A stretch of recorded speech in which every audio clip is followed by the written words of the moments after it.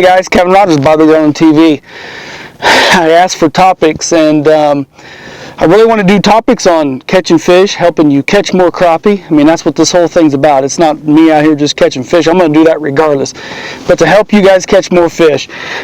So I ask all the time on my Facebook page, Kevin Rogers Fishing, what topics you want to hear. It's always the same thing. I mean, there's different topics. Hopefully we're covering them. One was boat control. We'll get that video out.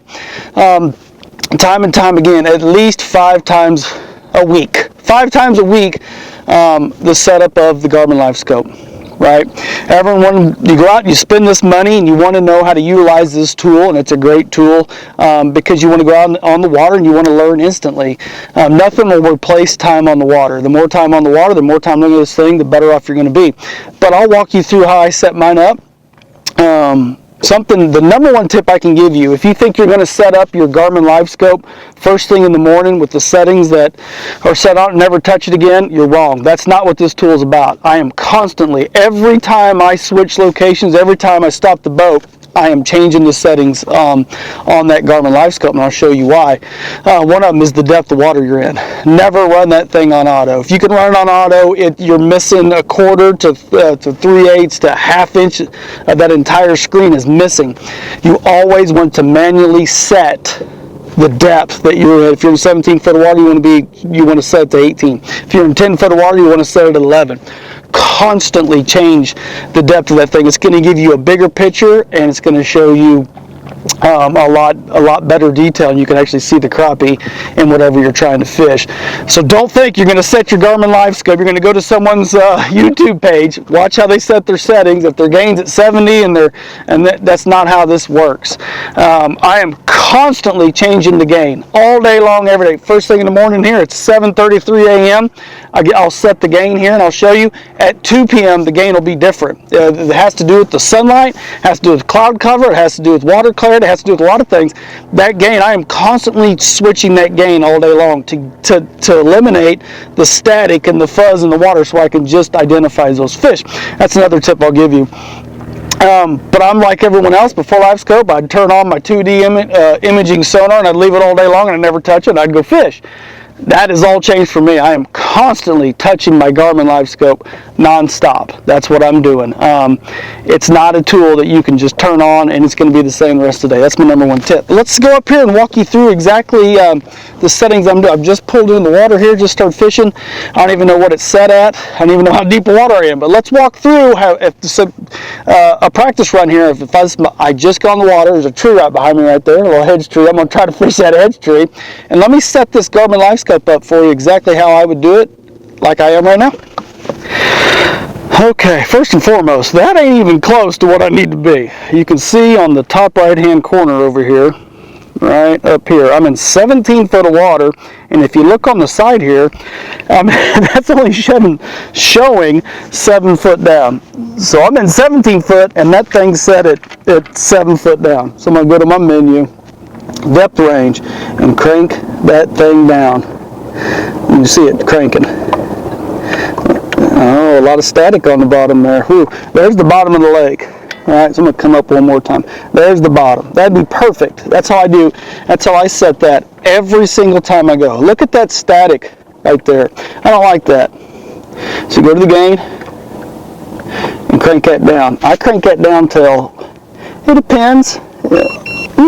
A lot of it just went away. All right, there's still a little bit. You might even crank that up. You find out what you like, but I don't like a little more static. I'm going to leave that there. That's the bottom. It's maybe a thermocline. Who knows what that is? So let's go to this tree. Start moving. And I have this thing shooting out 16 foot. Now, I don't know why, if you were vertical jigging, you'd want that out here any past 25. I mean, 35 feet.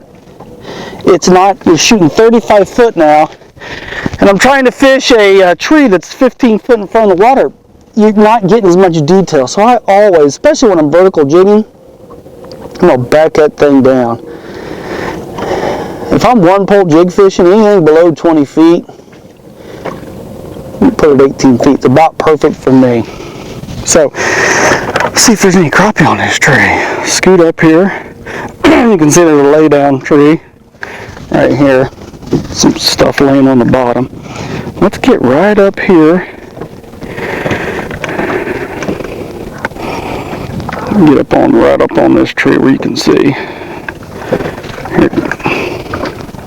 So here comes the tree. Here comes the tree right here.